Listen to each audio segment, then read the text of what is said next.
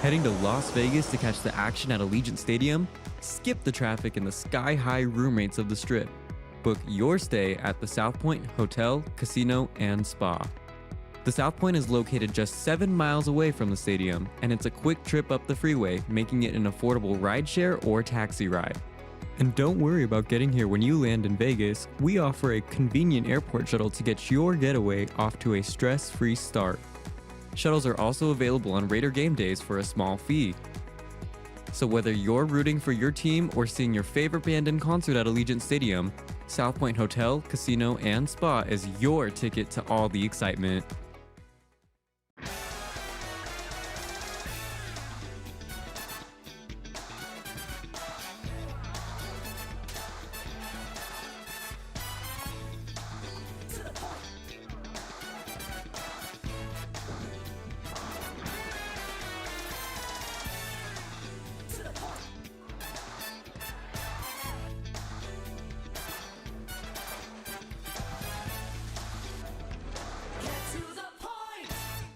If you're celebrating a special occasion or just love fine dining, you're in the right place. Come experience the crown jewel of South Point restaurants, Michael's Gourmet Room. Welcome. With over 600 different types of wines and magnificent dishes prepared tableside, you'll revel in the rich classic Vegas decor and the best black tie service in the world. This intimate gourmet room has earned accolades galore. Come to Michael's Gourmet Room for an unforgettable dining experience. Another famous restaurant is the Silverado Steakhouse, where you'll find the charm and service that discerning patrons require. From top quality steaks and chops to fresh seafood and desserts, you'll love the award-winning wine list and menu at Silverado Steakhouse. Steak lovers have even more options with primarily prime rib. Catering to hearty appetites, the menu features a variety of flavorful prime rib cuts, dry aged to ensure tenderness, and then seasoned and slowly roasted. Although prime rib is our specialty, it's not the only thing on the menu. There's something for everyone.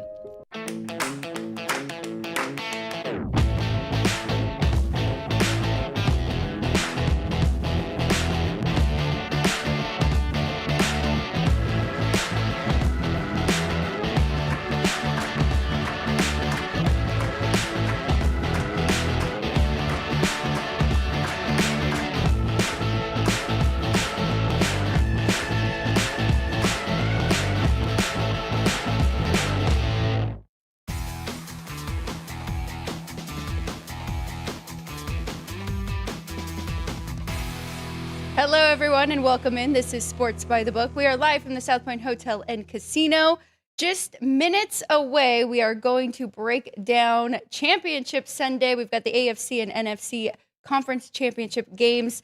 We've got 4 of us that we will all be diving into these games, giving you our best bets and really trying to take a look and find some value in these games. But until then, we do have to do our recap from yesterday, as we always do. I mentioned 3 in studio. I'm Alex White alongside Ryan McCormick. And at the desk today, we have Matt Neverett, our usual Tuesday guest, but he had to go to Utah State and call a nice little college basketball game. Big upset win for the Rebels. So welcome into both of you, Ryan and Matt. Matt, how are you doing? And how was the game the other night? It was awesome. I got to go to Logan, Utah. Probably the only time in my life that I'll ever say that. And since they're leaving the Mountain West Conference, this is, at least for now, the last time that UNLV and Utah State will square off on the hardwood up there. So that's fine. My winter jackets are going back in storage for the rest of the winter. But excited here. My Patriots playing against the banged-up Broncos in the AFC Championship game. We got a three-peat, so to speak, between the Seahawks and the Rams, and looking forward to giving out some college basketball plays as well. There is value in Wednesdays. I've said it before on this show, on other shows that I've been on, and just in general. The money you make in March starts in January, in my eyes, in college basketball. That's right. And now conference play, too. You can find some good spots, where letdown spots, look-ahead spots, all that we love with college basketball. Ryan, how was your day yesterday in betting? I was 2-2, so better than Tuesday, but still not where I really want to be yet. Well, my whiteboard was not so great. 1-4 on the whiteboard. It happens. But I mean, if you listen to me saying the Canucks, they pull off the upset and their losing streak and their 11-game losing streak there against the Capitals. if you took the hint and took the Carolina Tar Heels against Notre Dame, they ended up covering. Yes. So if you listen to me, we do okay. If you follow the whiteboard, not so much as of recent. Do as Darth Maul says, not as he does. There is a nice trailer coming out today for the Maul show, so that's why I'm excited about it. Honestly, that is what I learned from my dad is, I mean, when people ask you for your best bet, that is always the toughest thing. And that is why he's kind of a shotgun better and just bets everything that there has some value. So by us breaking them down, and you kept me off the Caps, so you did save me there. Are you good? Is that from Aviators? Are you both rocking? No, this is Dodgers. Back-to-back world champions. Sorry, I'm so sorry. Aviators got to win the PCL one more year to get a polo like this. That's right. That would be very nice if they can pull that off. But so yeah, looking ahead to today, we have college basketball, we have some hockey we're going to get to, and then of course breaking down those two games. Just waiting for Dwayne Colucci, sportsbook manager up at Resort at Summerlin, of course, rebranding there. So where do we want to start now before we bring in our good friend Dwayne? We can start with our recap, sponsored by South Point the South Point Sportsbook. Goodness gracious. Talking about yesterday's games, again, all closing odds via the South Point. So NBA, Hardwood, we'll go here first. The NBA favorites went 6-1 straight up yesterday, 5-2 against the spread, and totals were just 2-5, 2 overs, 5 unders there in the NBA. Going to college basketball, favorites were 38-16 straight up, 23-29-2 against the spread, and totals were 22-32, 22 overs, 32 unders. So it was a good day to play dogs and unders there in college basketball. And then talking about the NHL, not so good on the whiteboard, but anyway, 2-4 straight up, 2 puck lines were covered, 1 reverse, and yeah. And totals were 2-4 there in the NHL. We also had some decent NFL news yesterday. Alex, do you want to talk about those? Yes, I would. Let's go through those, and we'll get Matt's thoughts on all the coaching hirings and where he's kind of at with all of that. You want to kick it off, Ryan? Sure. So the most recently Chicago Bears running back coach returns to Kansas City as their offensive coordinator. They will be losing Matt Nagy, or Matt Nagy is looking to become a head coach again or an offensive coordinator somewhere else. But Eric Bieniemy returns to the Kansas City Chiefs, who really was the reason kind of that offense and Patrick Mahomes took off the way that he did. And Matt Nagy has not been so good for them the last 3 seasons. So Eric Bieniemy returns. And then we also get a contract extension or new deal for Vikings defensive coordinator Brian Flores, even though he is still looking for a head coaching gig. If he does get one of those, he will not return to the Vikings, but he won't make a lateral move to be a defensive coordinator somewhere else. Yeah, and as he shouldn't. Does this move feel like incredibly desperate by the Vikings? It's like, hey, we'll give you more if you stay here, but you can also leave if you want. Like I would, if I'm the Vikings and I'm offering you a contract extension, regardless of Brian Flores or otherwise, I want an ironclad deal that you're going to stay. Right. I mean, I guess colloquial, and it is early enough. It's not even the offseason yet. It's early enough in the hiring cycle, we'll say, to where, it's a little bit more acceptable. It's not as egregious. But if I'm the Vikings, I'm not taking a girl on a date and then saying, hey, if Brad Pitt comes along, go ahead. I'm not even entertaining that option, even though it's very much a reality when it comes to me. But I digress on that. That's interesting with Flores, because I thought that he would have made a great head coach in some other spots. He still could. The Raiders still looking for a head coach. And then the Bieniemy news also, like, that's about the most Chiefs thing that you could do is get the band back together after a down year. And Bieniemy, I think at this point, talking about head coaching opportunities, I think that ship has sailed. Yep. You go through too many hiring cycles without getting it. Where there's smoke, there's fire. Something's going on there where teams don't want to hire him as a head coach. But as an OC, he's outstanding.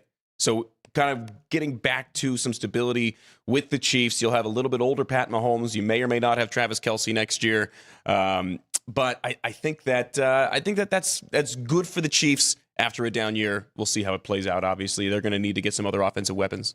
I love it. I've seen a few tweets from Tyreek Hill where every time there is a coaching move, he likes to tweet it as if he's interested, and that was one of them. He said EB back to the Chiefs, and before that, it was Mike McDaniel to the Chargers, which makes the most sense.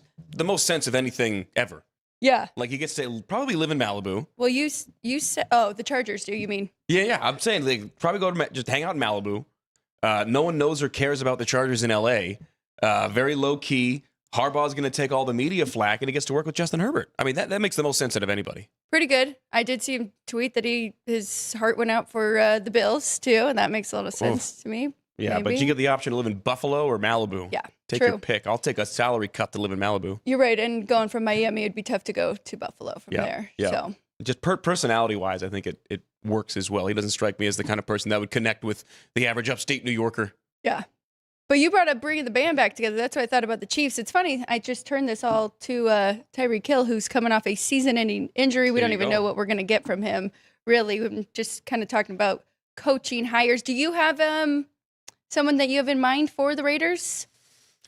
I guess it really depends on what direction they want to take the franchise. If it's me, I'm hiring somebody with some head coaching experience. I was big on Stefanski. I was saying that they should have done whatever they could to go get him early on in the hiring cycle. Only they could bring back John Gruden, talking about bringing the band back together. I don't know. I mean, it depends on, and the options for the draft, it's Mendoza or trade down. That's the way that this draft is set up. I think you actually can make an argument for either one in a very light quarterback class, but you also need a lot of help.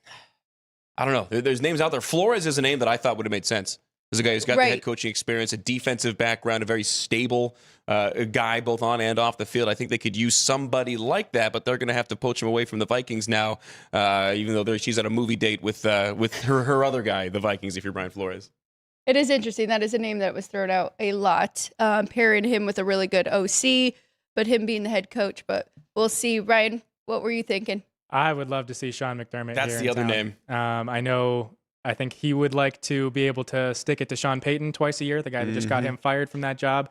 He'd get to go against Andy Reid twice a year, a guy that he couldn't get over the hump in the playoffs, and then get to go against Jim Harbaugh. So, I mean, 3 Hall of Fame head coaches already. Sean McDermott could be added to that list, and it would be a nice culture reset here in Vegas, which obviously we need. But we did also link our poll or our post on YouTube today in our live chat, if you guys want to go to that, or it's in the description of our video along with a different link that we'll mention later. But it is talking about which ones that you guys think, which which most recent head coaching hires you guys think will turn out most successful in this upcoming season. John Harbaugh, Robert Saleh, Jeff Hafley, and Kevin Stefanski. So if you guys want to go over to the post over on our YouTube page in the description of our video or linked in the live chat, you can give us your thoughts there. We will also have another poll talking about the conference championships coming up here for our live chat viewers today. My question with the Raiders' job in general is, how appealing is it actually? They maybe have to go 3 or 4 guys down their list before they find someone that'll take it. Obviously, it's a head coaching job in the NFL. There's only 32 of that position in the world, so you'll take it if you're offered it. But, I mean, you got to go against those 3 head coaches and those 3 other teams in the division every single year twice. Probably the second toughest division in football behind the NFC West, obviously.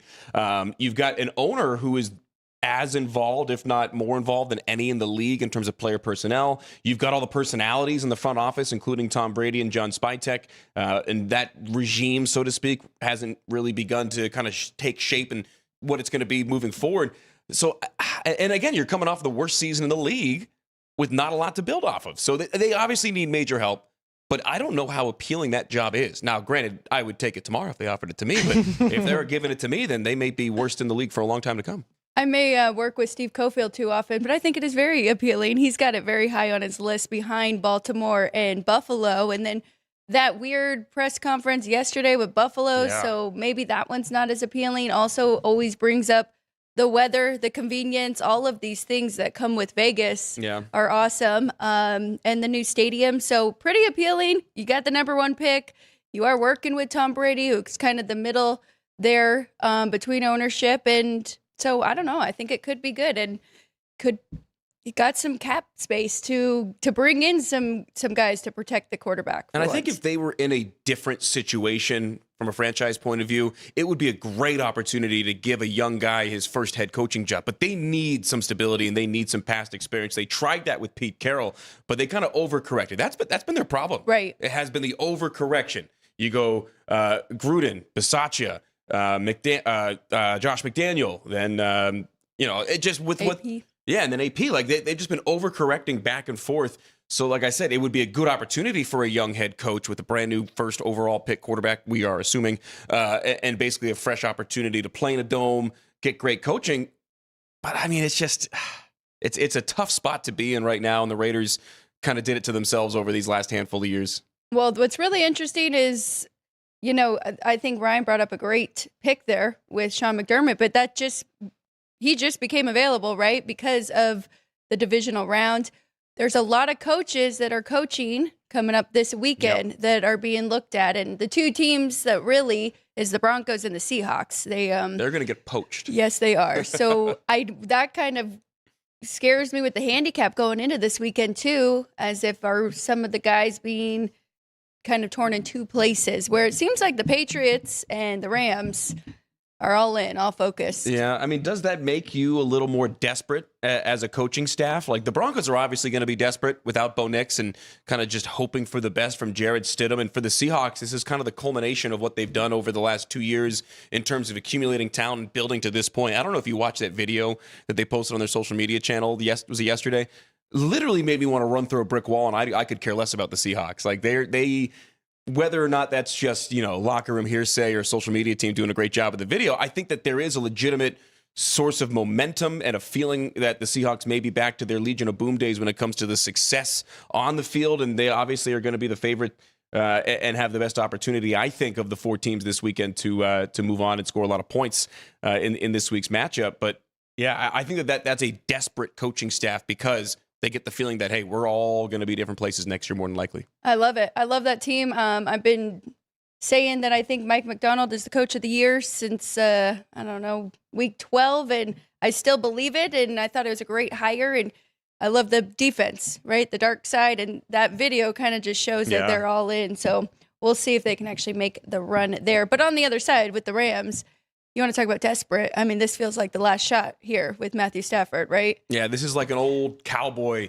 riding back for that one extra mission to try to, save the camp or whatever you want to call it. This is the old gunslinger really saying, hey, this is my last best effort. Kind of like I equate it in a way to Kurt Warner with the Cardinals, because while Matt Stafford should be a little disrespected by me saying that, it is that old gunslinger leading his team, putting the team on his back, getting him to the Super Bowl. Now, he couldn't get him over the hump, and I think Stafford's a much more capable passer than Warner was that year, but I think storyline-wise, it's pretty similar. Well, and that's I'm excited about the AFC. I'm excited about what we see, what the Broncos are able to do. It's a weird spot. We've seen it before, though, and it's kind of worked out for the backup quarterback. They're up against a big team. Round 3 here for the Seahawks Rams. And they're the best two teams, sorry, Matt, left in the playoffs here. And then one of them will be a pretty big favorite over the AFC side. But let's take a quick break. Do you want to check in with the chat really quick? I saw you jump in there, and I see it's pretty active. Who do we've got in there? I was going back and forth with Attila. He says, Dwayne's looking good on the banner, first and foremost. Said I had a good day in Logan. Mentioned I just now got my hearing back today, getting screamed at by the student section up there. Lady Rebels defeated Air Force last night. Attila likes watching them. J-Main34, yo, what up, gang? What up, J-Main? Jimmy Football back in the chat, agreeing that Brian Flores was outstanding as the Vikings DC, and as of now is under contract to do that, but he may go on a movie date with somebody else. Raiders do have the second most cap space. Nick Sansone mentioning that as well. So Raiders get a good opportunity if there is a franchise that's going to be able to turn it around in quick order. If they make the right head coaching hire, I think that they could go 500 next year. I mean, 5th time's the charm, right? That's what they say, right? All right, let's take a quick break. We're going to check our levels with DC so we can get him in here and we can break down these 2 championship games coming up this weekend. We'll be right back on Sports by the Book. South Point Casino has plenty of attractions for the whole family. Catch a movie. Our 16-screen movie theater includes 2 XD Extreme screens for the ultimate in viewing, sound, and luxury. After the show, treat the family to a variety of treats at our old-fashioned ice cream parlor, Kate's Corner. We scoop up a variety of creamy concoctions, including smoothies, hand-dipped cones, milkshakes, malts, sodas, and sundaes. At Kate's, there's something for everyone. And if you've still got time to spare, our bowling center might be right up your alley. Voted Best of Las Vegas, it's a great place for friends and family fun. 64 lanes, a pro shop, snack bar, and arcade. And while the kids are bowling, you can play slots and sip on a drink in the Alley Cat Lounge while overlooking the lanes. For our more serious and professional bowlers, the South Point is also home to a separate tournament bowling plaza. Heading to Las Vegas to catch the action at Allegiant Stadium? Skip the traffic and the sky-high room rates of the Strip. Book your stay at the South Point Hotel, Casino, and Spa. The South Point is located just 7 miles away from the stadium, and it's a quick trip up the freeway, making it an affordable rideshare or taxi ride. And don't worry about getting here when you land in Vegas. We offer a convenient airport shuttle to get your getaway off to a stress-free start.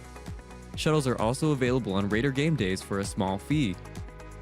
So whether you're rooting for your team or seeing your favorite band in concert at Allegiant Stadium, South Point Hotel, Casino, and Spa is your ticket to all the excitement. We have 11 amazing restaurants featuring a wide variety for every price range and appetite. South Point's Garden Buffet has something for everyone at unbeatable prices. Or if hunger strikes in the middle of the night, join us at Coronado Cafe. The American menu offers breakfast, lunch, or dinner 24 hours a day, plus a Chinese kitchen for authentic Chinese dishes from 11 a.m. to 11 p.m. From steak and eggs to wonton soup, it's fast and friendly service 24/7. When you need a quick pick-me-up, you can find it at our state-of-the-art Starbucks just inside the main South Point entrance. Order ahead with the Starbucks app for easy mobile order pickups. Or enjoy your favorites in the relaxing dining area anytime, day or night.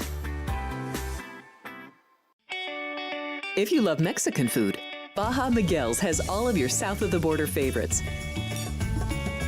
There are dozens of classics to choose from, like fajitas, ceviche, chimichangas, tacos, and more. And for spirit lovers, Baja's colorful non-smoking tequila bar is right outside.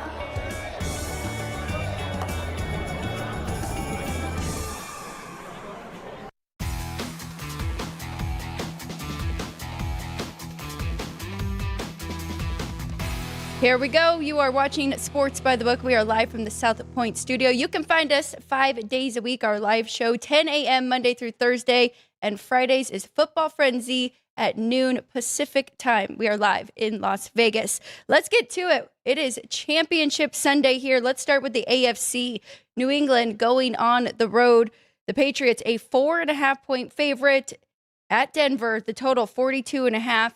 Matt, what do you think Broncos' chances are here? No Bo Nix. They're going to Jarrett Stidham. How do you feel about this game? I'm biased. Fully admit that I'm biased. And this is a Patriots team that has given me a lot of bragging rights and a lot of smack-talking rights living in Denver and Pittsburgh over the years and growing up and going to high school. I like to say going to high school as a Patriots fan in Denver and Pittsburgh, you can't say anything that I haven't heard, and you can't really hurt me anymore because I've heard and everything, and the Patriots would win all those matchups. But other than that, I think that the Patriots are going to do great. The look-ahead line tells you exactly how much Bo Nix is worth to this game. Before last week, Broncos were 1.5-point favorite in this matchup in theory, and now we see it swing. It got to as high as the Patriots laying 6, and there's been a little bit of a buyback once it got to that touchdown number to 4.5, where I think it'll stay. I think New England will get some money a bit later in the week. I don't think it's going to change that much for the Broncos overall with Jarrett Stidham instead of Bo Nix. The only difference is you lose a little bit of a run attack from the quarterback spot. Nix with his legs can save you and get you out of some third down jams. They average the third least yards in the air per pass attempt in the NFL. They average 6.4 air yards per attempt. So they rely a lot on yards after catch. That'll hamper them in this game. I think it's a benefit in the sense that you don't have to trust Jarrett Stidham to bomb it down the field. Yeah. That's for sure. But you also let the Patriots know, like, hey, all you got to do is contain, and especially when you're in zone defense, just really kind of box guys in. You can allow catches, that classic New England's old school style. Bend but don't break. I think that's going to be how they win this game. Matt Navarrete, voice of the UNLV Rebels basketball and football. I'm Alex White alongside Ryan McCormick, producer and co-host. And now we bring in the guy behind the counter, Dwayne Colucci. Dwayne, he's up at the resort at Summerlin, sportsbook manager and racebook manager there. Dwayne, what do you think? Is this an overreaction from No Bo Nix with this number? And then what are you seeing? What are people betting in this one? No, I don't think it's an overreaction. I mean, Bo Nix has such control over this team, and he's just such a consummate professional. I mean, even in the interview, he's standing there after the game, basically with a fractured ankle and foot, and he's not. He wasn't even showing any emotion because he didn't want his team to feel a possible letdown or get nervous. He's just so composed, and the whole figure with this is that Matt was touching upon. Stidham, if he falls behind, is going to have to throw down the field. True. So, Denver early in the season fell behind in a ton of games. It was Bo Nix and Peyton who rectified that issue. And now you take Bo Nix out of the equation. It's tough to support a quarterback that hasn't started a game since, 23? Yeah. The Patriots have a fabulous defense. I think that Drake May will just improve as he plays more and more. He wasn't that great in the last game, but he was serviceable enough to lead his team to victory. They have a great defense. They have Diggs. I think there's a lot going on for the Patriots. So, when you get to 6, yeah, it's an overreaction, but currently at 4.5, we're starting to hear some of the sharps. They're clamoring that, maybe it's not that much of a drop-off. I think it's a tremendous drop-off. I've watched Bo Nix. I had him on my fantasy team this year, and I watched him mature and progress as the season went on. It was rough going, obviously early in the season when you had a fully healthy Chief team.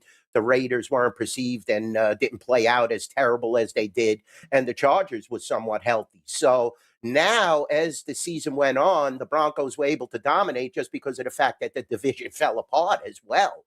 So the Patriots were not the pick to win the AFC East. It was definitely Buffalo, and Buffalo was a powerhouse, playoff team that we know. And the Patriots were able to outfinish them despite even losing a game. To them. So, I think that the Patriots are the right side here. I find it a tough case for the Broncos. Everybody's going to say Peyton, he turned the team around. He took over a train wreck. Well, he's 9-9 in the playoffs. And, this is a guy who said that the whole telling tale was going to be the second half last week's game. And all of a sudden, Buffalo showed no signs of being tired. He was all proud that his team had that bye week. And Buffalo came out firing and pushed them in the second half. And actually, Allen missed a couple of passes. Otherwise, the Broncos are, not going to be in this situation. So I like the Patriots. I can't find, a reason to back the Broncos unless it gets to the 6-point threshold. Well, and if you're the New England coaching staff here, you're obviously going to assume a more one-sided offense from the Broncos. You would assume they'd lean a little bit more into that run game. But that running attack for Denver's been just kind of so-so throughout the year. And the Patriots, as you had mentioned, Dwayne, have that outstanding defense. Their 2 playoff wins, they have allowed 87 and 48 rush yards, respectively. And I found a good note on Drake May as well. He has performed well when he's supposed to, which is easier said than done in the NFL. How about this? Drake May career as a favorite of 3 points or more. Nothing crazy, right? 12-0 straight up, 10-2 ATS, and of those 10 against the spread covers, he's covered by an average of 16-plus points per game. So he takes care of business when he's supposed to. Another interesting note that I found in this one is that the road has been very friendly to the Patriots this year. They're the only remaining undefeated team on the road this year in the NFL. They're 7-1 ATS on the road as well. The Seahawks played that one extra road game, so they're 8-1 ATS. Otherwise, the Patriots would have the best straight up and against the spread road record in the NFL. It is somewhat of a home advantage in Denver, but it's not going to be a crazy weather game. You got New England ready to go playing outdoors and Drake May taking care of business. I just don't see, unless it gets to 6, I don't see any way that New England doesn't win and cover this 4.5-point number. We'd love to hear from everybody who is watching live or watching the replay here. Give us your final score prediction. Ryan, do you have a final score prediction in this one? 42.5. And you know what I'm pretty surprised with? We're actually seeing this number move up. I mean, yeah, I would probably say maybe 31-21 New England. Wow. But DC, I was curious. We have moved off the dead number of 5 at the resort up in Summerlin and here at the South Point. But we do have parlay cards for both of these conference championship games. We do have the 5 available on this, as well as a total of 42. We also have first scoring play of each quarter, total field goals, interceptions, and fumbles lost in these games. So is there anything that you'd be kind of wanting to play on this card up at the resort in Summerlin? I'm not a big parlay card play. I'll be honest with you. I try to avoid them. That's why you're on that's that side the of whole the desk. percentage. That's what keeps me in business, Yes, Ryan. sir. So, if you're looking for props, I would definitely agree with Matt. I think Drake May is going to go over. I think the running attack is going to be what's focused on by the Patriots. And obviously they don't give up over 100 rushing yards. So also I would look for some rushing yard props on the Broncos and look to go under. I think that it's going to be more of a defensive type of game, but New England could start to score late if it gets away. So the Broncos have to be involved early. That's the whole key. So if you're a Bronco guy, I would bet the first half because they have to start quickly. If they fall behind and you put pressure on Stidham, I don't know what's going to happen. I mean, do they have the wide receiver weapons to exploit this great Patriot defense? I mean, you're talking about a team that is 7-1 against the spread on the road. And, they pretty much put the lights out on Herbert last week. So I don't know. I mean, it's difficult to look at from a prop sense. But, yeah, we do have the parlay cards and definitely they're there for the public to consume and see what they could find on there if there's any flaws. And Dwayne, to your point on the Broncos, and the wide receiving room is very banged up. Pat Bryant left last week's game with a concussion. Troy Franklin left with that hamstring injury. So not only are you sans quarterback, you're also potentially short in the wide receiver room. So I'm with you. And also I was close in the score prediction Patriots Texans last week. I gave out 24-14. I also said Drake May rushing touchdown. I'm going to continue that to this week. I'm going to say Drake May runs one in a la Fernando Mendoza. I will say I'll go 24 again, 24-10. Whoa, he's saying 14 there. I will just say it's been a tough road here for the Patriots in regards to seeing really good defenses. Chargers, Houston Texans, one of the best, if not the best in the league. And now they've got this Denver Broncos defense that is really good too. Drake May's been sacked 5 times. I mean, that is going to be their game plan. When a big player is out, everybody else steps up. This defense is going to be ready to go. Drake May has been very good against the blitz this year and in his short career. So I think that with that in mind, they're going to develop a lot of quick hitters in the passing game, a lot of slants, a lot of curls, a lot of quick outs to try to beat those zones or those blitzes rather, especially if they bring defensive backs either from the top or from the outside in the corner blitz game. I think that there's going to be a lot of quick hitters, a lot of screens as well on the outside for New England this week. I think that's a good point. I think that maybe helps where we're looking for anytime touchdown. Drake May completions. Well. That's my over for his passing.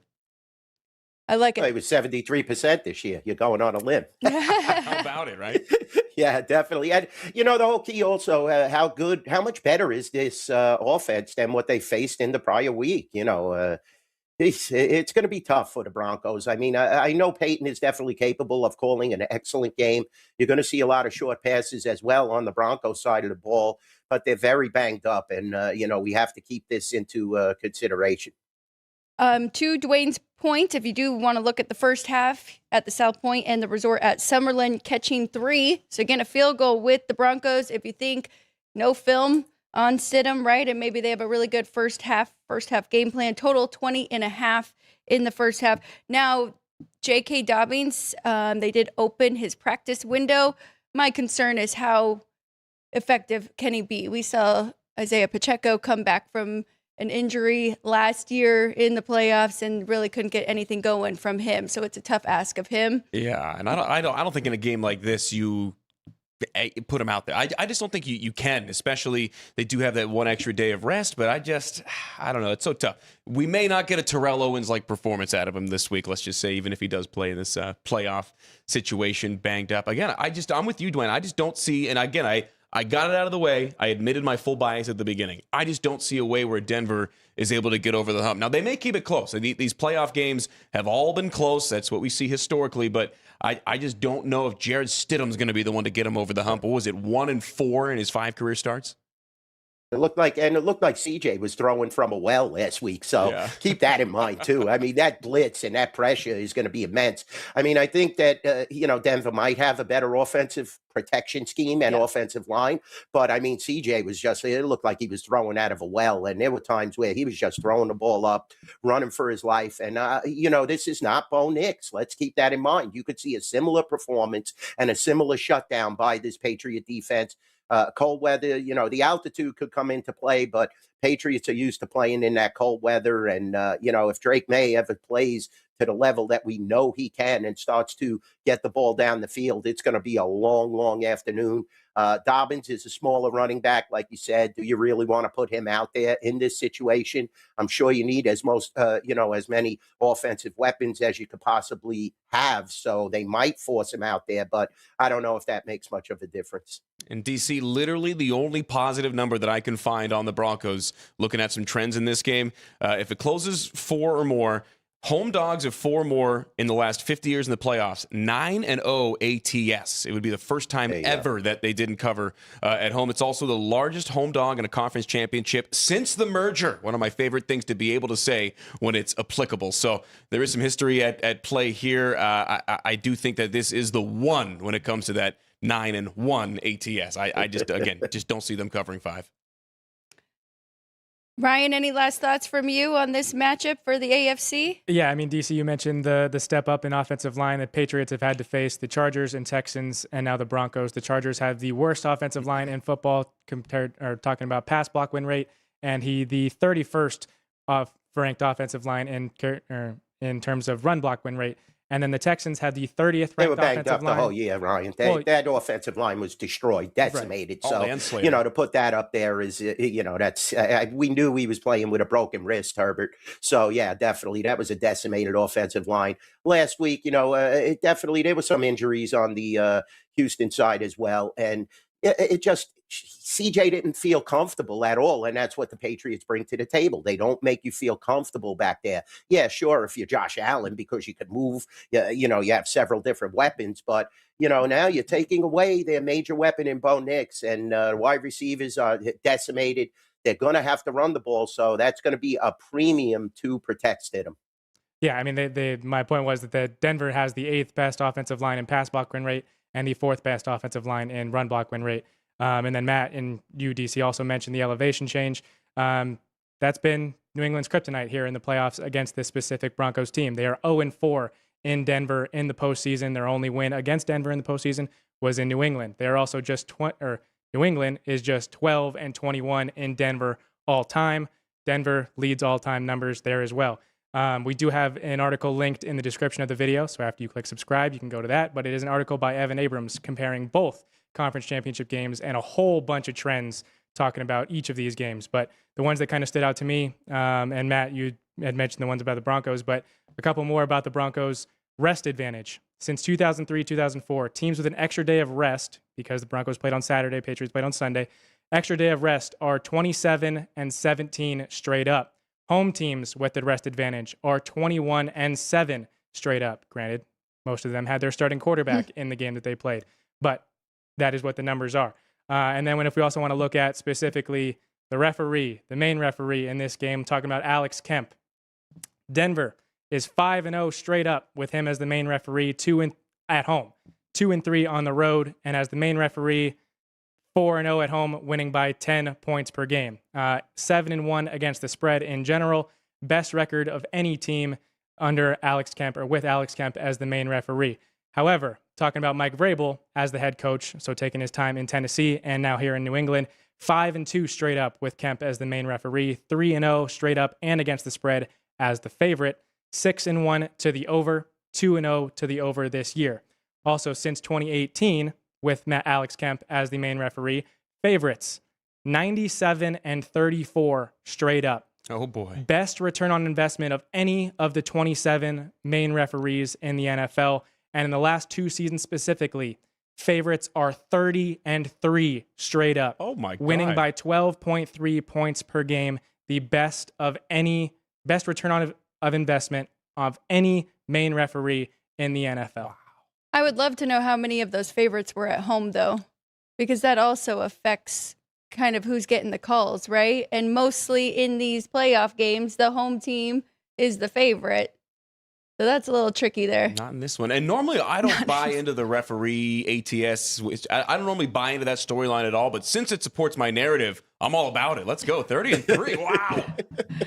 You're going to get a referee jersey for this. I might. Hey, Kemp those on are the back. they're Well, the whole thing with all those cheaper to get. stats, I wonder does the why. ref the referee doesn't play and the field doesn't play. Exactly. You know, they don't jump up and start to tackle it, all that. But the refs, those are great stats. I'll be honest with you, Ryan. And, you know, like Alex's point, though, most of those teams are at home. But, yeah, unbelievable favoritism, it seems like, for the favorite by this referee corps. That's hilarious. So that's just another thing that adds to the Patriots' enamor. Although they're playing on the road and, you know, past history, we all know Denver is a difficult place to play. And most of those stats, even against guys like Tom Brady and the legends out there that played the quarterback position or played for the Patriots, had their trouble in Denver. I mean, the altitude is definitely a factor. We see it in all different sports, whether it's in, you know, Coors Field hitting home runs, or if the Nuggets are wearing you down as the game goes on. Yeah, you definitely have to take that into consideration. The 1 day extra rest, I mean, I don't think that comes into play at all, because you had to immediately get Stidham there and start to reformulate and rethink everything. So that coaching staff was going out of its mind the next day when, you know, immediately actually when Bo Nix's injury was announced. So, you know, this is a very tough spot to play in. We know how Denver is, but I think the Patriots are capable. And if they could seal and Stidham can't throw the ball, it's even going to be more difficult. All right, before we wrap it up, I don't have a best bet in this one. I have futures on Denver. They looked great until I got the news Bo Nix was out. So I'm just going to watch, maybe find an in game to try and jump in. If the Broncos score first, I would love to jump in on the Patriots to kind of hedge that, but I don't love that minus 250 money line there just yet. You three want to give best bets? We kind of had some final scores going out there. I'll say Patriots 20, Broncos 17. So low scoring. I kind of like that under for the first half as well. You gave yours one I more said time? 24-10, and when you bring that up, a first half under, I actually really like that. 20 That's and a half. music to Matt's ears, yeah. I know. I like that. I like the first half under. It is right on that key number. And so that's the one thing that's so tough about first half totals, is that they're always just right there at that 20 number, 20 and a half right now on the sheet here at South Point. So I like first half under, but yeah, 24-10 New England. And we'll tell you about the NFC matchup later. Either of you two? Or 24-17 Patriots. like Maybe Denver gets a late one. I like Matt's analogy, though. Could be possibly 24-10, but maybe the Broncos get a late touchdown, make it interesting. Terrible, though, like you said, Alex. Once Bo Nix was announced, I even got a kind of a feeling in the pit of my stomach, because it was so great to see how flashy he played, in the prior playoff game. And you want the kid to succeed. You wanted to see the big young matchup of Nix and May, and it just fell apart. So I'm kind of depressed on this game, but, Yeah. I'll take the Patriots 24-17, close to the total too, but staying under. Well, and just to add to that, Dwayne, you mentioned it. I mean, the moment was never too big for him. There were so many doubters, but I mean, Right. he played so great in that playoff game. So it stinks to see that he won't get to continue. Bo Nix is like a Josh Allen for me. Like, I should hate him, but I just can't bring myself to. He's just so fun to watch and so cool off the field. Well, and you followed him through all his college career, so it's hard. Exactly right. Ryan, last but not least, you already gave yours. Repeat your final score prediction. Well, it looks like I'm the only one going with the over. So no sports by the book stamp of approval here, but 31-21 Patriots. I mean, I would not be surprised. Denver did just give up 30 to Buffalo. So let's go ahead and move to the NFC round 3 here. You brought it up. NFC West, best division in the league. We've got the Rams and Seattle rematch here. Seahawks 2.5-point favorite at home. Total 46.5. Ryan, initial thoughts or any trends for division matchups seeing each other 3 times in the playoffs? Well, I told you guys going into week 10 that the Rams had to win that one by 2, and it would be all-time tied 28-28 with the same exact score. And then we went into week 15, and the Seahawks won by 1, so now they lead 29-28 by 1 total point all time. So it's not just been an even matchup with these head coaches in Sean McVay and Mike McDonald, but it's been even all time in this division rivalry. But it's also the third all-time postseason meeting between these two teams, all 3 in Seattle. First one won by the St. Louis Rams in 2005, 27-20, and the last one, the Rams won 30-20 in 2021 on their way to a Super Bowl. So the Rams have won both prior games in the postseason against the Seahawks team. So they aren't afraid to come into this building and make the 12s be quiet. But I do think that the defense is going to be able to stand up and do things to Matthew Stafford that has not been done to him this postseason yet, and that is forcing turnovers. And turnovers will end up deciding this game. And again, I will mention the parlay cards here at the Rampart or at the South Point and up at the Hotel Resort up in Summerlin. It does feature total interceptions, total fumbles, field goals, your standard spread over and under, but also first scoring play in each quarter for anybody that wants to bet those parlay cards. But DC, you are the sportsbook director up at the resort in Summerlin. So where's the movement been? Yeah, I tell you, it's great two-way action. I'm looking at it right here, and, the money is almost even. Ticket count is high on the Seahawks, don't get me wrong. It's 2-1, basically. But that's all the general public with the teasers, the parlays, like you said, the parlay cards. So, they're definitely swaying it. It's going back and forth. I agree with you 100%, Ryan. I think that the Seahawks are definitely going to provoke and create some turnovers in this situation. And if you look at the Rams' prior two games, I mean, they're playing against two young stud quarterbacks that basically are green to the playoff level. And, Caleb had a victory in the playoffs. He played fabulous. Don't get me wrong. That touchdown was amazing to tie the game. But, this is now sort of different. Sam Darnold is a veteran. He does have that experience. You do have to go and play in Seattle. That raucous crowd is going to be off the hook. I mean, this is a division rivalry, an excellent, excellent playoff game. You have to stop Poo and Nakua. That's the whole key. And they have to get Najigba involved in their offense. Unbelievable performance by the running backs for the Seahawks. I mean, I think Charbonnet is going to miss the game, but still, you have Kenneth Walker, who's been unbelievable, 100 and some odd yards. He was unstoppable in that last game, and they just set the tone so quickly. And that was a divisional rival. I mean, running back, the opening kickoff, and then just sending a message and punching the 49ers in their mouth, who were playing, solid football. They had Brock Purdy back. Definitely they had a lot of injuries, don't get me wrong, but Seattle manhandled that team. And now in this situation, the Rams playing again on the road. This is 3 games in a row on the road, 3 adverse weather conditions on the road.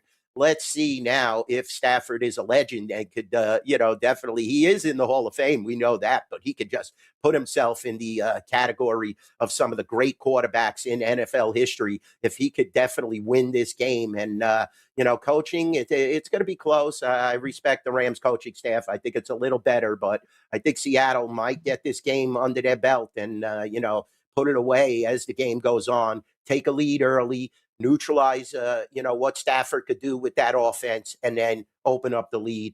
Sam Darnold has to be efficient, though, inside the red zone. That's the whole key. We saw a game earlier in the season where they kicked like 7 field goals. He couldn't get the ball in the end zone. That's been what has been Darnold's problem. So, inside the red zone, Darnold's got to get them in the end zone. Let's keep an eye on that. And DC, I'm glad you brought up the fact that it is the Rams' 3rd consecutive road game, because in that Action article, the Action Network article that you can read in the link is in the comments here. Since division realignment in 2002, teams playing their 3rd consecutive road game, either regular season or playoff, are 48 and 79 straight up. That's 37%. But how about this? When that 3rd game is in the playoffs, that number goes to 9 and 28 straight up when you're an underdog in that 3rd straight road game in the playoffs. That's historical. That's 24%. That is abysmal. And how about this? This is right underneath it as well. This is actually, I think, an even more telling number that teams, indoor or dome teams playing outdoors in the conference championship game in the last 50 seasons, 3 and 19 straight up, 5 and 17 ATS. You couple that with the fact that the Seahawks have as much momentum as any team in football. You mentioned that they made that opening statement very early on. I like the Seahawks in the first half here in this game. But in the matchups against the Rams earlier in the year, I had to write these numbers down. They had success running the ball a ton. You mentioned Kenneth Walker as well. In the 2 games between these two, the Seahawks ran for 139 yards in Week 11 and then averaged nearly 7 yards a carry and ran the ball for 171 in Week 16 just a couple of weeks ago against this very same defense. I think it's too porous of a defense. I think that the Seahawks team has too much momentum, and the physicality that they've been able to display, I think, is going to be too much. I'm with you, though, Dwayne. If they can shut down Puka Nacua, I don't think Stafford has enough other options outside of Devontae Adams, who's never won a conference championship game in 4 tries. I like the Seahawks in this one. I would snap it up now, though, because wouldn't you agree that as the weekend gets a little closer, we're going to see more public money coming in on the favorite and the over? I'll be honest with you. Matt, it's difficult to get a read on these Los Angeles teams because sometimes, you just get a plethora of money because of the proximity we are to Los Angeles and the Rams. I have 1 million Ram fans in my Race It Sportsbook. So, when to get to that key number of 3, it's going to be difficult, but you're going to see definitely a lot of over money, I believe, in this game. I think that people are going to feel that the Rams could definitely move the ball, and maybe Darnold can. And like you said, those running stats have been immense against the Rams for this Seahawk team. And Walker is healthy. You're definitely going to see a few short passes to him as well. Then they're going to stretch the field with Cooper Kupp as well as Najigba. Kupp is hungry. He wants to beat the Rams as well. He had a great week last week. So, it's difficult to say if we could get to that key number looking at the money stats right now that they're being so close. But the ticket count does indicate that we can get even more Seahawk and over money. So, that remains to be seen, Matt. I'm not so sure, though. Once you get to that key number, I'm going to get massive buyback.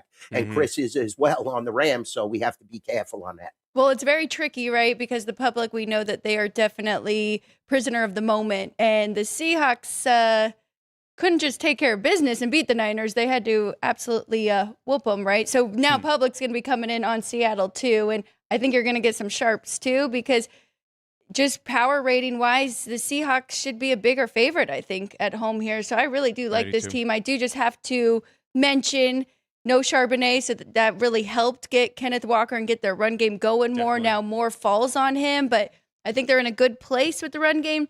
And, Sam Darnold's 2 worst games of the year were against the Rams. So there's something about this defense, even though we've seen the holes in Sean McVay's defense, something about him gives him trouble. He's had 3 games with more than 1 interception, and 2 of them were against this Rams defense. He had 2 in the last matchup and 4 in that first one. But, the Seahawks were very consistent with the yards in that game, where the Rams were pretty fortunate because of the turnovers in the first one. They really held them in total yards in that game. Second one was kind of a one-off where they gave up 580 yards to Los Angeles but found a way to win. Think it's going to be a great matchup. I'm looking forward to it. Ryan, you were shaking your head. Does the Charbonnet injury kind of worry you in this one? A little bit.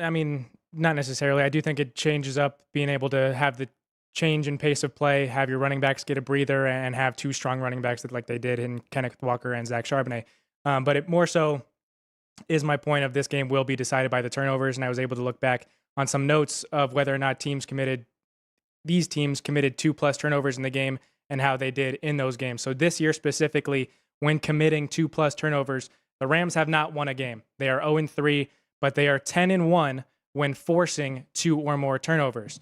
One loss was to Seattle in Week 15. Seattle, however, is built to come back when giving up turnovers. They are 6-3 this year when committing 2 or more turnovers. Whoa. They are 8-1 when forcing 2 or more turnovers. Seattle has been involved in 5 games in which it was pretty sloppy, committing 2+ turnovers, forcing 2+ turnovers. They are 4-1 in those games. The Rams are not built to overcome turnovers, and we've seen that throughout Sean McVay's tenure as the head coach. Sean McVay is 19-36 when his team commits 2+ turnovers. When his team forces 2 or more turnovers, he is 35-15. In games where both teams commit at least 2 turnovers, Sean McVay's team is just 9-11. Since Stafford came to town, committing 2+ turnovers, they are 9-22. They have lost 9 consecutive games when committing 2 or more turnovers.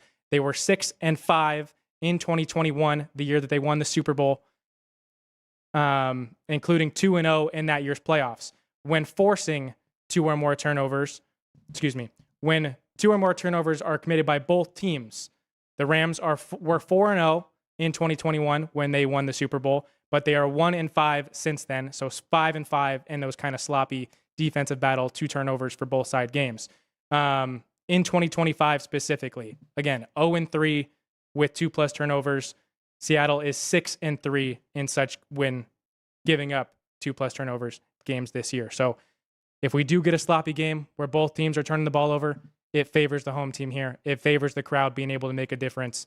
I'll be going with the Seahawks minus the 2.5 here. I mean, that's very telling.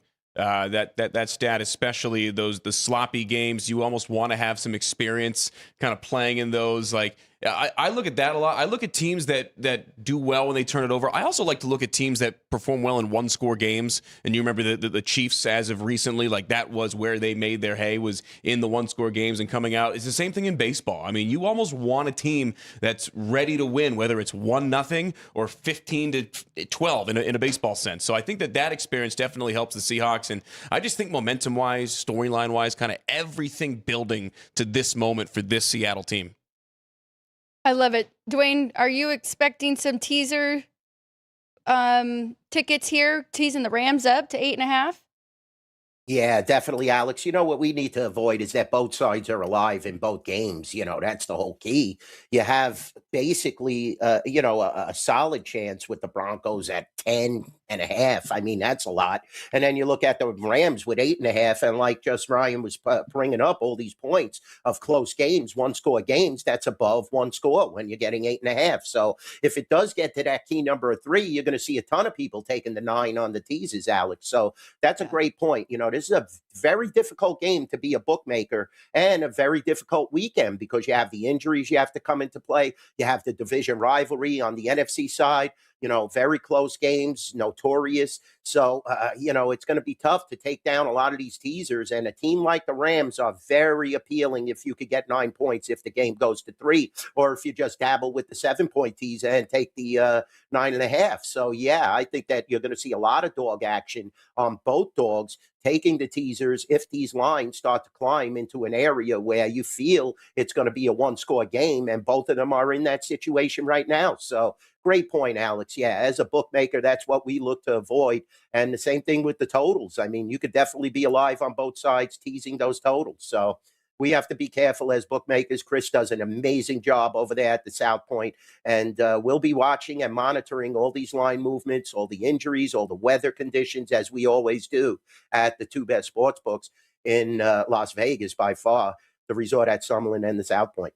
And that's why we love to have a bookmaker's perspective on each of our shows that we can. Sports by the Book, live from the South Point Hotel and Casino. Give us a follow, live 5 days a week. Love to hear the score predictions for this one from each of you, and everybody who is watching or watching live or watching later. Comment in the chat what you think the final score will be here between the Rams and the Seahawks. I also want to ask all of you guys, does it feel like, we know Sean McVay, one of the best in the league head coaches.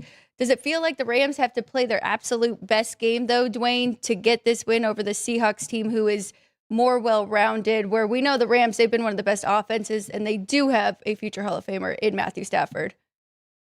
Well, they're definitely going to have to play a peak performance. But if Donald starts to turn the ball over, and if the Rams create turnovers, then no, you really don't have to, because they'll shoot themselves in the foot. And like I said, you have to get the ball in the end zone. Donald has to get the ball in the end zone. I watched that game. I can't remember which game it was, but 6 or 7 field goals. And they were close each and every time. And it just seemed like Donald was, didn't have that sense to get the ball deep or to get that ball into the end zone. So Najigba is going to be the factor. If he could stretch the field early in the game, which I think the Seahawks are going to try to build a lead like they did last week, then the Rams are going to have to put forth a peak performance. Nakua is going to have to avoid dropping the ball. He had a few key drops in the last couple of weeks, so keep your eye on that as well. But I think this is the Seahawks year. I think the Seahawks are going to get it done. I'm looking at about a 31-21 final. I'm close with you on the Seattle points. I'm going to go Seattle 30, LA 28, and cover the number. I'll go 34-28 Seahawks. Wow. But I do want to mention, Alex, you bring up the head coaches. You bring up the Rams needing to play a perfect game here. They did play a perfect game in Week 15 in Seattle, but that one went to over. They forced the turnovers for Sam Darnold, but the Seattle defense stood on their head, really. Made the stops they needed to, got it done in overtime. They went for the win, going for 2. They got it done. So they got it done when the Rams played a perfect game. The Seahawks overcame a double-digit deficit, which the Rams have shown that they give up big leads here in the postseason. But looking at head coaches specifically, we'll go Sean McVay first. It's his 3rd time facing a team for a 3rd time in a season. So in 2020, They faced Seattle. They won the first matchup, lost the second, and won in the wild card round. 2021, they faced the Niners on their way to the Super Bowl. They lost the first matchup, lost the second matchup, won in the postseason. This year, won the first matchup, lost the second matchup. We'll see if he can get it done for a third time, beating a team in their third matchup. However, Mike Macdonald has not lost in facing a team more than once in the season. He is 7-0 now, facing a team in the second or third matchup of the season. 6-0 in the second matchups, 1-0 in the third matchup with last week's win against the Niners. So Mike Macdonald has a chance to go 8-0, bouncing back from whatever the first game result was, but kind of dominating and making the coaching adjustments to what the scheme played out to be in the prior matchups. Fantastic points. And small sample size, but still, we'll be keeping an eye on him as his career continues as a head coach. But it's been a great 2 years there for him. I just want to hit on this point one more time because, Dwayne, you brought up such a good point there we have seen a little bit of struggles with the Seahawks offense. I think it was the Colts and Phillip Rivers' first game, actually, where they just could not get in the end zone and they just kept settling for field goals. So that could be a little bit of a problem here. And I think generally speaking, Seattle, I think will be playing from the lead. They're going to be playing for field goals. I think LA is going to be playing for touchdowns. Part of why I'm going 30-28. That includes a handful of field goals for the Seahawks, and that includes all touchdowns for the Rams. I think they're going to have to be the more aggressive team. But that's how they play. That's how they've been all year long. They did fall behind both matchups so far against the Rams, but if history repeats itself, like Ryan is saying, and Mike Macdonald can make some changes, third time getting to see them, like to see them playing from ahead. I hate to do it to you, Dwayne. I'll go 27-24 with that terrible 3 there in between, but I do think it will be a tight, close game between these two. I am going Seahawks to get the win, though. Final thoughts? Anybody? I know Dwayne likes JSN to get in the end zone. You guys have any touchdown scores you're going with? I mean, Puka's a good one, but obviously you're not going to get good value there. Same thing with JSN. I would maybe go Darnold rushing score, but I think they're going to try to protect him coming back from that oblique injury. Yeah. Maybe not a touchdown score prop. I could see Darnold under interceptions. I think they really, really have a strong emphasis on taking care of the football, and they're going to be a little more conservative if the game goes like we think it is. Is it crazy if I go with Shaheed? Absolutely not. Again, we're getting 2 options there, right? 2 chances with the kickoff returns. But you got to check your books, right, Dwayne? Make sure. Yeah, definitely. A little cup action, too, without a doubt. Maybe Cooper scores against his old opponent if you're looking for a little value.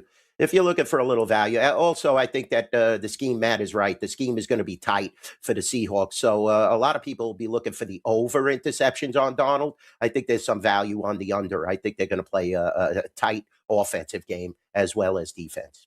Yeah, those last 2 names that we just mentioned for touchdowns, Cooper Kupp and Rashid Shaheed, are the exact guys that I was thinking of. Nice. Where we really mentioned the offense and defense scheme parts of these games, but we forgot to mention the third facet, the third unit of these teams, and it is the special teams unit. And the Seahawks clearly have the advantage there, having touchdowns in several matchups and division games, including the one that they had to come back in Week 15, and last week starting the game with the kickoff return. So it would be a look to Rashid Shaheed or Cooper Kupp there for an anytime touchdown. I appreciate all 3 of you. Great breakdowns as always. Thank you guys. Please hit that like button. This is Sports by the Book, 5 days a week, live from the South Point Hotel and Casino. He's Matt Neverett. We've got Ryan McCormick and Dwayne Colucci, Sportsbook Manager at the resort at Summerlin. I hope we've had everybody's Twitter handles up throughout the show, but maybe we should just say them quickly. So if anybody wants to give you a follow. Oh, there they are. Let's go ahead and. Mine's easy. Somehow there's a Matt and Everett out there that's seriously pissed off because I've got Matt and Everett on everything somehow. Although I wouldn't try to impersonate me, so I'm not at much risk of a cyber attack. Ryan, yours easy too. I guess not quite because there is an underscore at the end, but it is Ryan BMC _. Very good. And then the man that you want to go see if you are up in Summerlin. Resort at Summerlin runs the race and sports book. The best one of the bunch. Yes. And white Don't book, say that. Dwayne. You guys are great. I love you guys too. Hey, Dwayne, Thank you so much. Before you go, our chat wants a pick for the ponies today. Who do you have on the track? Tell us a horse play. Let's go to Aqueduct Race 8. Let's go. The 1 horse, all class. Richard Dutrow off the claim. He's very successful off the claim, 18%. Eric Cancel is in the saddle. Currently, Dutrow has 11 starters, 2 wins, 2 seconds, 2/3. So he's in the money more than 50%. You're looking at an 8-1 morning line. The claim off of Linda Rice, who has the even money favorite in this race. Maybe Richard could turn the tables. He's an excellent conditioner, and he's starting to get a foothold once again. He was letting down a little last year, but now he's trying and bolster his stable back to where it was. I mean, back in the day, he was the trainer of St. Liam, Breeders' Cup Classic winner, as well as, the Breeders' Cup Sprint he won. He just a phenomenal family lineage. His brother, Anthony Dutrow, Rick Sr. was a great trainer. It's just, good to see him getting back in the game after he had a lot of issues and trouble for the past 10 years. So let's take a shot off the claim here. It's a 75,000 optional claimer, 6.5 furlongs at Aqueduct, the 1 horse, all class, Eric Cancel and Richard Dutrow. They're only up to the 4th race. I'm watching it right here, so you got plenty of time to get down. All class, named after Dwayne Colucci. I love it. You could also find him Wednesdays on Race Day Las Vegas with Ralph Sirocco, giving out some horse picks on Wednesdays, too. That one's early, though, 7 a.m. Pacific time. Dwayne, thank you. I don't know if you know this yet, but we're going to try and get you on a special once we know our Super Bowl matchup. We'll be talking props and all that great stuff. He knows now. Yeah. Sounds great. Yeah, I do. That's right. Now I know. So we'll be reaching out. Next week, we'll focus a little more. We'll talk hockey next Thursday because everybody loves to hear hockey picks, too.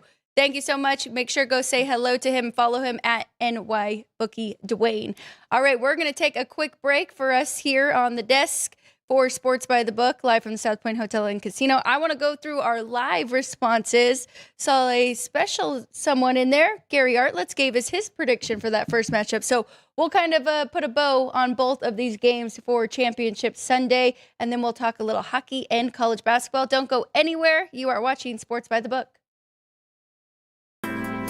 We have 11 amazing restaurants featuring a wide variety for every price range and appetite.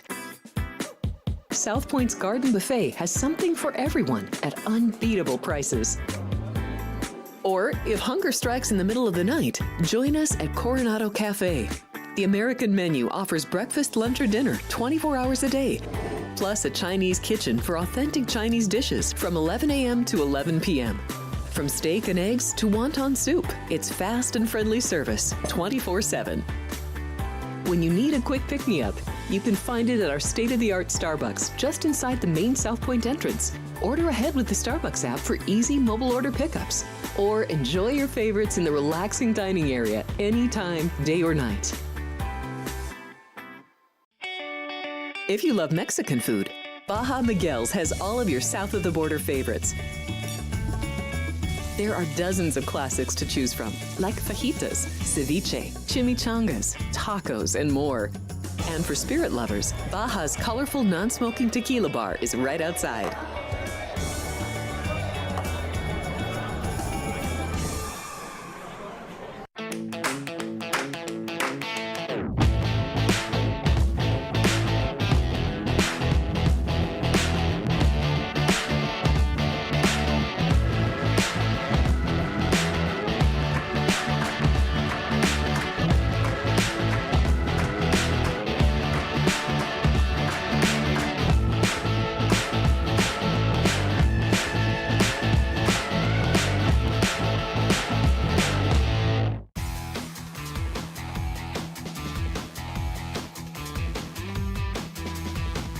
Welcome back. If you are watching us live, we appreciate you. This is Sports by the Book. Please hit that subscribe button and that like button while you're at it. 5 days a week, live, 10 a.m., Monday through Thursday, noon on Fridays. All right, Matt and Ryan, let's check in with the chat here and see what people are thinking for this weekend with Championship Sunday. Yeah, a lot of people in the chat today, very involved. Gary Arlitz, big thank you there, outside of his Denver prediction. Dean Hilt, very active as always. He said DC is the best, thanks. We tend to agree. Big thanks again to Dwayne Colucci for joining us. I also thought that Dean Hilt did make a good point in the chat, although it does go against my opinion that the Seahawks are going to win that game in a tight one. He said the Rams have the better coach, and the better quarterback. I think that a lot of people would agree. More often than not, you would agree with that in this situation. He said he bets a lot of games that way. And Bob Custer in Nevada says that he agrees that the Rams are going to roll this game. I don't know if they roll. I think it's going to be close either way, but that's actually a very good point, especially when you get into the playoffs. I just don't. This Seahawks team, like I've been saying all show since we took the air, I think it's the culmination of the momentum they've built over these last couple of seasons, and I think it's one of those, not quite team of destiny. Feels weird to say team of destiny about the number one seed, but, kind of a run that's been building for a couple of years, and they've got a good roster. They've got very balanced play in all three phases of the game, like you had mentioned, Ryan. Yep. I think that they are probably the most balanced team in the playoffs out of the four that are left. No doubt about it. Yep. Difference of opinion there, but I do like the points that Dean Hilt and Bob Custer brought up there. We got Gary Arlitz as well. JR says Patriots win by 7. I knew I liked you, JR. J Main 34 says that he's got Stidham throwing 2 interceptions himself. I could see that if it gets late in the game and they're getting desperate, but otherwise, I don't know. If it's a blowout early, I don't know how many times he's going to throw it. I don't think he throws it more than like 25 times. I'm so interested to see what the game plan is there for Denver, because I think they are too. They don't trust their run game, clearly. I mean, Buffalo, they didn't even try and run the ball with RJ Harvey. So I don't know what they're going to do here with Stidham now that they're switching here. With that being said about the NFC side and the Rams, it's still unknown. I mean, with what Ryan said, Mike McDonald has done a tremendous job over there in Seattle in just 2 short years. He has 2 seasons of 10 wins minimum in his first 2 years. It's hard to do. I know. McVay has proven, and he has a Super Bowl, but still, you don't know. So quarterback-wise, yes. Attila did just hop in, one of our favorites. He did mention that right now the Seahawks are at the top of their game. The Rams maybe not so much. The Rams are actually the first team ever to not cover in each of their first 2 playoff games and make it to the conference championship game. So I agree with that. I think that's a big thing. Momentum is huge this time of year. And outside of the Bo Nix injury, I think that the Rams come in with the least momentum of any of these 4 teams. Well, 100%. Thank you, Attila. I wanted to remember that point too. Go back and watch Monday's show. Chris Andrews, sportsbook director here at the South Point, he talked about that because with the power ratings, he believes that the Rams are being power rated like the team they were maybe week 15, week 16 when they were playing really good. But now it's been a steady decline, especially on the defensive side. So, and it's a young defense, so it's no real shock there. And then also on the other side with the quarterback, an older quarterback. So you're going to see some declining throughout the season, more hits you take, right? Yeah. But okay, let's put a bow on that. Any final thoughts from either of you, Ryan, Matt, before we go into some hockey and college basketball, and then we get out of here for the day? I mean, this Seahawks-Rams one, the line is super tight. I don't see that one moving as much. Obviously, the New England-Denver line is a lot more volatile with the injury to Bo Nix and the wide receiver room for Denver as well. We were kind of talking off air about a potential tease of both dogs and the value or not behind that. I mean, generally speaking, if you can tease 2 playoff teams, two score games, like Dwayne had said, I think you generally like it. Although I don't know in this one because there's so much unproven with Denver, and you've got the Rams coming in with the least momentum out of any of them. It's going to be tough to bet on both of them individually. Although the books are going to need Denver, and I think you generally speaking want to be on the side of the books. But I just don't know if it's going to be enough this week. I really think the books might end up needing the Rams too. I think they're going to get money from the Sharps and the public, and I do think that'll be close. I mean, I cannot see Seattle doing to the Rams what they did to the Niners, who had so many injuries. On the other side, that one makes me a little bit nervous with the Broncos, but the defense should be able to at least keep them in as a 10-point game there. So I don't think neither of them are going to be blowouts. I think they're both going to be 1-score games. You're hoping a 7-point though there for the that Patriots there, just like JR had said. All right, let's we had ticker trivia. Ryan, you want to read that off? I know that went a while ago as we were previewing the 2 football games, but just in case anybody did miss that. Yeah, it was a basketball question for you guys today. Ticker trivia presented by City Light Shine, available at Lee's Discount Liquor, Total Wine, and here at the South Point Hotel and Casino in Las Vegas. But the NBA awarded expansion franchises to the present-day Milwaukee Bucks and Phoenix Suns on this date in sports history, January 22nd, 1968. For each team, name at least one other name consideration that served as the finalist before Bucks and Suns were the ultimate selections.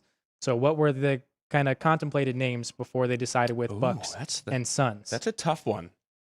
The Milkmen has to be one from Milwaukee, right?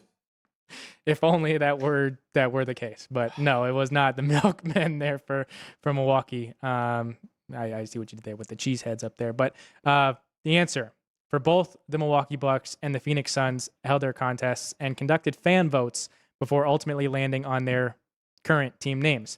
Other considerations included for the Bucks, the Robins, which is Wisconsin state bird and received the most votes by fans, but judges opted for the Bucks instead. Robins, Beavers, Stags, and Hornets were the names in consideration for the Milwaukee Bucks. In Phoenix, the Scorpions, Rattlers, Thunderbirds, Tumbleweeds, and Wranglers were the teams, as well as the Suns, were the names in consideration. Suns was selected out of over 28,000 entries, and the winner received a $1,000 prize and season tickets. So answers there: Robins, Beavers, Stags, Hornets, Scorpions, Rattlers, Thunderbirds, Tumbleweeds, Wranglers. But you guys only had to get one of each. And I got 0. All the Bucks ones are interesting, but all the Suns ones are badass. Yeah, they're pretty fun. What about the Tumbleweeds? I think that's great. What's more badass than a tumbleweed? You can't kill those things. The logo would be pretty sweet. That's what I'm imagining. I logo just would imagine be the guy sweet. from Family Guy. I'm chock full of Family Guy cutaways where he's trying to sell the tumbleweed. Y'all laughed at me. Tumbleweeds. I like the Rattlers. I like the Rattlers too. Well, they already had the Arizona Rattlers for the Arena Football League. That was their AFL entry for a long time. Hunky Cooper, Las Vegas legend, Yeah. AFL Hall of Famer, played his whole career with the Rattlers. So no one got it. We were all just too distracted with football, I think. Ryan, that was a good one. We would have had more responses, but You also got to remember too with those, like, when the vote or the teams were brought into existence, like in the late 60s. For them to think of like the Rattlers and the Wranglers and the Tumbleweeds in the 60s was pretty cool. Nowadays, there'd be some crazy names, but back then, those were probably like pretty cool, pretty edgy at the time. I immediately thought of Utah when they were trying to figure out their name for the Utah Hockey Club, right? And they had everybody vote and then ended up with the Mammoth. But What were the other options? I remember there being a couple other options that I liked. Yeti. The Yeti. I heard that was the Ann. one I also like, just generally speaking, singular names like that. I think it's kind of cool. They Yeah. just couldn't get the trademark for that one. That sucks. I mean, I'm sure they could have paid off Yeti, the Tumblr company. I always, just as a side note, in Madden back in the day when you could make your own franchise, I would always make a team the Samurai. Singular. I don't know why, but they had this one logo that they would bring game to game. And I always liked the singular mascot. So I was always the Samurai when I was making my own team. So I am partial to those singular names. Which city would you go into that you'd be the Samurai? It'd always be Las Vegas. Oh, okay. Even when I lived elsewhere, it was always the Las Vegas Samurai. No clue why. Okay. I think the one year they let you do it internationally, and I made them from Tokyo, is it made geographical sense. But yeah, Vegas Samurai. So if anyone is trying to bring another franchise here, let me know. I'll sell you the IP. I always went with the Vegas Mob. I thought that would That's be cool. pretty badass. But Yeah, Vince McMahon already tried that with the XFL and the Canadian Football League already tried that. Are we ready for quick best bets before we get out of here? Let's do it. We'll start with college basketball. Then, Ryan, you didn't write your hockey on here, but I know you have some on the ice, I'm assuming. I only have one today. You want to kick it off with college basketball? You want me on the We hoops?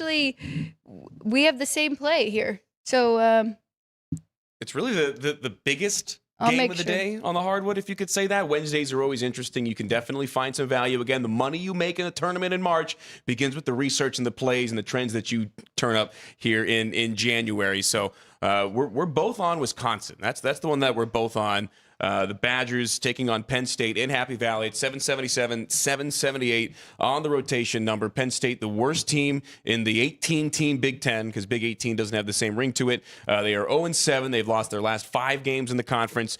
Meanwhile, Wisconsin just hung 96 on Rutgers on Tuesday. Or on Saturday, had the mini bye with a little bit of a rest advantage, and they've won 4 straight as well. Wisconsin's hot. Penn State the exact opposite. I think they get handed their 8th conference loss of the year, and Wisconsin laying 5.5 on the road. I don't think we see a ton of movement on this one. Probably not going to be a lot of public money on any of these games today. But yeah, you and I both on the Badgers. Did you? The only thing that gives me a little bit of a pause is that it's laying basically 6 points on the road in a conference game. But what drew you to this one? Because for me, it was like, hey, this is the biggest game. I got to find a playable angle, and I just happened to stumble into some numbers. Honestly, I think they should be double digit here on the road because, as you mentioned, Penn State bottom of this conference right now. Wisconsin playing really good basketball. The only thing that gives me a little pause is kind of waiting for a letdown spot here, coming off the biggest win, beating Michigan, and then fortunate to get the win over Minnesota. That one came down to the final buzzer, but they've been doing good. I mean, like you said, then they handed Rutgers on Saturday. A little bit of a bye, so I like this spot. I think they can keep it rolling here, playing really good. And Penn State, you mentioned, lost 5 in a row. They've lost 8 of their last 9, so not a very good basketball team there right now. You want to switch it over to your next one? I got one kind of obscure one and one later on tonight, just to wet the whistle, keep the appetite going later into the night. So we'll start with the early game. This one's going to get underway at 4:00. You may not be able to find this one on a lot of national TV. Iona hosting the Merrimack Warriors. This is an interesting one. Rick Pitino at home has always been a tough out in his career, but with this Iona Gales team that has won 9 of their last 10 games at home, I think that's definitely a playable angle. So I'm going to go with the money line. This one right now, Iona was catching 1.5, so I'm going to take them as a slight dog in the money line. But if you look at the first half, and Iona first half is not the sexiest play, but it's going to be one that I think has a lot of value to it because you're getting even money, and Iona has won the first half, get this, in 25 of their last 36 games. 25 and 11. They have covered, or won, I should say, straight up the first half of their game. So regardless of what happens in the second half, Pitino has the guys ready to go coming out of the gate. So I'm going to be on both. Iona first half and full game money line gives me a bit of a pause. The last time that Iona and Merrimack matched up last year, Iona won the first half, but lost the game straight up. So I'm kind of going with that to mitigate some of that risk, and especially with that number that I unearthed on the Iona first half covering that. And then the only other one that I have is going to be North Dakota State, another road favorite, this time in the Summit League, traveling to Denver, taking on the Denver Pioneers. And you got strength versus strength. The Bison with the number 1 scoring defense in the Summit League. You got DU averaging the most points per game in that conference as well. I think defense travels. That's not my opinion. That's the way that it is, especially in a conference game. I think it's going to be close. I think North Dakota State's going to find a way to pull this one late out on the road. They are also the much, much better team on paper in terms of total wins and play in conference. I think the defense is going to come out on top. Give me the Bison of North Dakota State. That's number 839 on your betting rotation. And then I'm going to throw out one from the Big Sky here. I am going to Montana, but I like the road dog catching 5.5 here is Weber State. This is 819, 820. These two teams are very similar. They mirror each other a lot, but Montana really, lives and dies by the 3. So that's the only kind of hesitation if they are really hot. But Weber State's been great defending. So I think they can slow them down. We've got home revenge. Of course we do. So last year in Utah, Weber State lost 63-59. So I think they'll be ready for this one. They played a tight game then. I think they can in this one as well. These two, both 4-2 in conference play. So kind of fighting for that 3rd spot with Portland State and Montana State being the 2 best in the Big Sky right now. All right, let's throw it over to Ryan for any of his hockey picks, and I'll just kind of throw out mine at the very end there. All right, so we're going with, are we doing whiteboards now, or are we just kind of? I think we're kind of just breaking them down, okay. Giving any you're little the producer, notes. Ryan, you tell me. Well, all right. Okay, well, I'll just break it down. So I got 3 plays in the end, well, really 4, but okay, let me get started. Starting with the Knights in Boston taking on the Bruins. Both teams enter the game off of losing and ending a 6 or more game win streak. Boston had a 6-game win streak. They lost it in Dallas. I tried to play them in Dallas with the plus money. Did not go well. The Knights lose their 7-game win streak here in Vegas. They go down to the Flyers, which I said would kind of be a sleepy spot. Prior meeting was back in October. It was an 11 total goal game. The Knights won 6-5 at home here it should be the same exact goalie matchup. That's what we should be looking at here tonight. It is the first of a 4-game road trip for the Knights. It's also the first of a back-to-back. And the team they play tomorrow night is the Toronto Maple Leafs. So we remember the extremely emotional matchup last week here in Vegas, in which the Maple Leafs blew a several-goal lead, and their fans kind of took over Vegas, booing Marner every time he touched the puck. It's only going to be worse here tomorrow night, so I would imagine that the Knights are going to be looking ahead to that matchup tomorrow night, knowing what's coming, and not necessarily prepared for a very strong Bruins team that are in my top 10 of teams to trust. The Knights are as well. They moved up, but I would be taking the plus price here with the Bruins plus the 125. Going to the next game, the Chicago Blackhawks in Raleigh taking on the Carolina Hurricanes. Chicago coming in off of a 2-0 shutout win versus Winnipeg. Chicago has only scored 4 or more goals in 2 of their 10 games in the month of January. They've scored 2 or less in half of those games, in 5 of those 10 games in the month of January. Carolina is on a 3-game win streak, allowing just 1 goal in each of those 3 games. Carolina has allowed 2 or less goals in 6 of their last 10, 6 of 12 if you go to the start of January, and they've scored at least 4 in 4 of their last 10 and 5 of the 12 in the month of January. So what I'm looking at here is no goals. Looking at the under 6, getting the minus 105 instead of laying the 115. So under 6, chance to push there. Wouldn't also fault you for taking the Hurricanes money line or puck line, but you're laying a price there as well. So I think it's better to go under the 6. Then going to Nashville, where the Senators are taking on the Predators there. Last of a 3-game road trip for the Senators before a 4-game homestand. They are coming off of a win. Nashville, the middle of a 3-game homestand. They have not lost consecutive games at home since the middle of November, but their last game was a loss to the Buffalo Sabres, in which I said it was good to play the Sabres. I think it's good to play the Senators here on the puck line, getting plus 210 there. We'd seen in the matchup against the Sabres, Nashville's crowd isn't really showing up to these games. So granted it was a Monday night, but Thursday night here against the Canadian team, one that's not necessarily doing well in the standings, no real marquee names to kind of get the crowd back into it. So I would be thinking the Senators getting things right a little bit, fading a team that, yeah, granted they beat Colorado in Colorado 7-3, but then they got obliterated here in Vegas, got a reality check here, and then at home against the Sabres. I think it's a little bit more back to reality here, and the Senators are able to play well enough, win by 2 goals. Hopefully, if it's tight, they get the empty netter at the end. But getting a plus 210 price there. And then the final one, I've been trying to do to give you guys overtime games the last 2 nights. Has not worked out. But I'm going to try and do it again.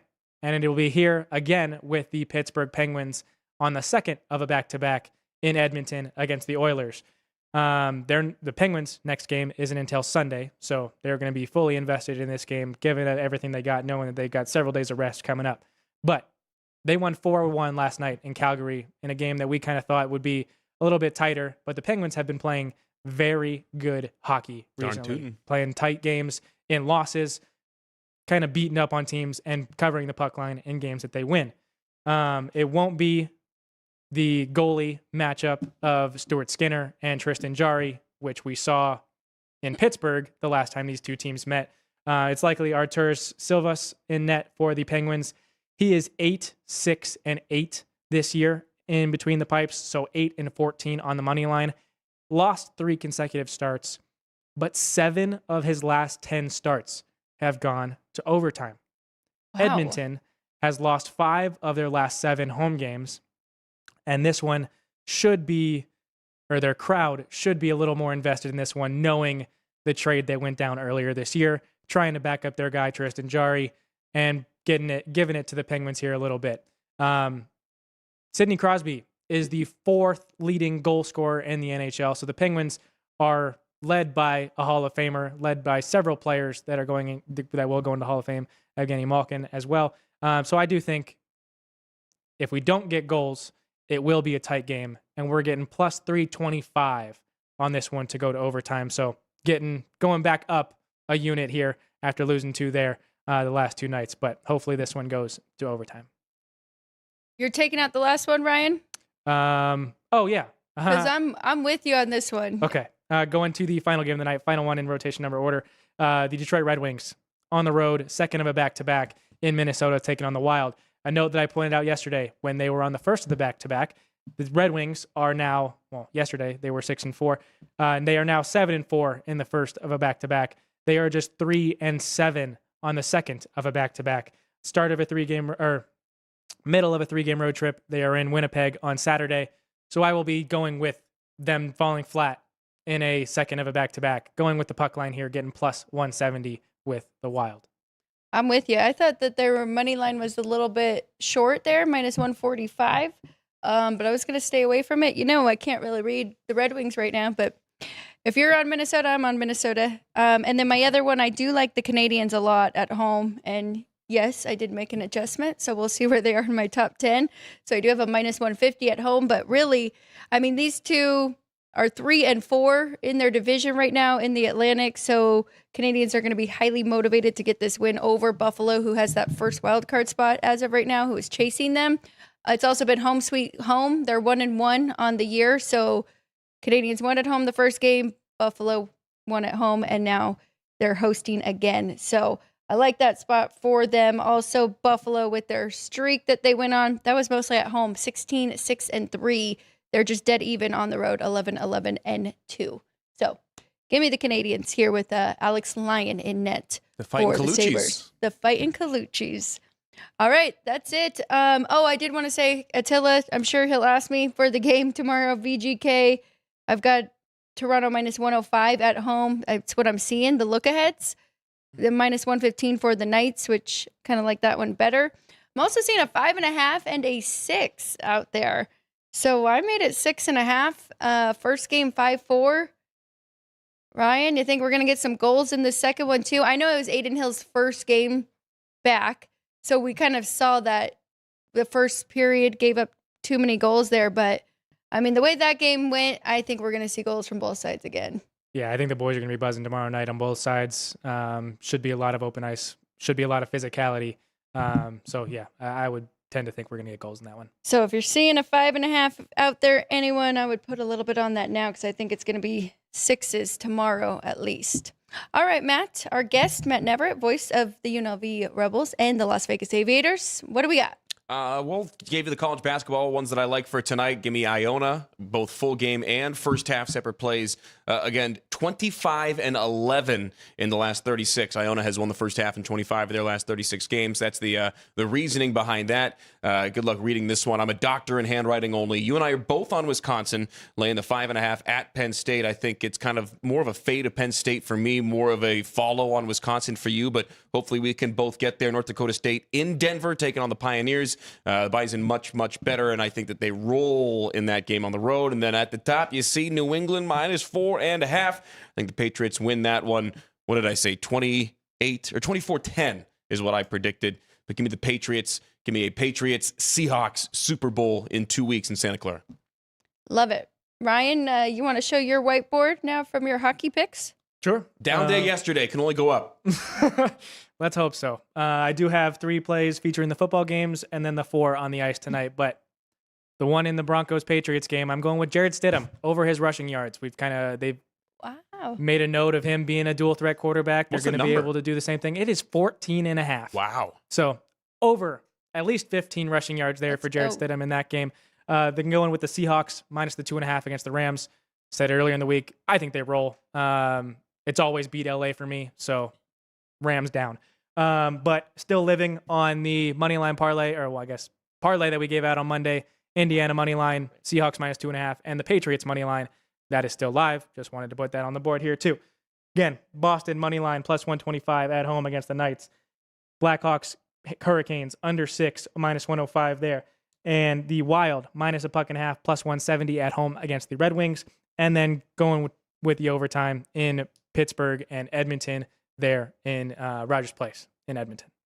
2 for me, 2 that I'm riding with both of you two. I got Canadians at home versus the Sabres minus 120. I think that's a very cheap money line price for them just to get the win. Weber State Wildcats on the road against Montana plus 5.5 college basketball. I'm with Matt, Wisconsin Badgers minus 5.5 against Penn State. much better basketball team. I think they can win by double digits here. And then pizza money, give me Minnesota Wild -1.5 plus 170. All right, that's it for us today. Tomorrow we're back. It is Football Frenzy at noon. It is Thursday, right? Today is Thursday. I had to double check with my day being moved because I was traveling. Yeah. You scared me a couple times. I had looked down. I'm like, scared me. what day is I'm like, it? am I supposed to be here? So tomorrow is Friday. We have Football Frenzy. That means we start at noon. Typically, you're here Tuesdays too. Yeah. So it's all over the place. I'll be back next Tuesday. Next Tuesday, Matt and Everett back in studio. We appreciate everybody jumping in, talking in the chats. Again, please like, share, and subscribe to the YouTube channel. Numbers are moving up. We'll have the games posted later on today. They will be separate. So if you want to rewatch the Rams and the Seahawks or rewatch the Patriots and the Broncos, you can do that. All right, that's it. Ryan, any final words for you? No, we just have Football Frenzy tomorrow with Chris Andrews talking about these conference championships, noon Pacific, here on our YouTube. Yeah, we'll have to, you and I dive into some more props that we really like. I like that you already gave out one for the AFC, but anytime touchdowns, maybe first half, stuff like that too, to really get the best information out there. Thank you to the crew and Jerry, Sean, Vince, and Drew Dog. We'll be back again tomorrow at noon. Best of luck, everybody. Cash some tickets. I'm Alex White. This has been Sports by the Book.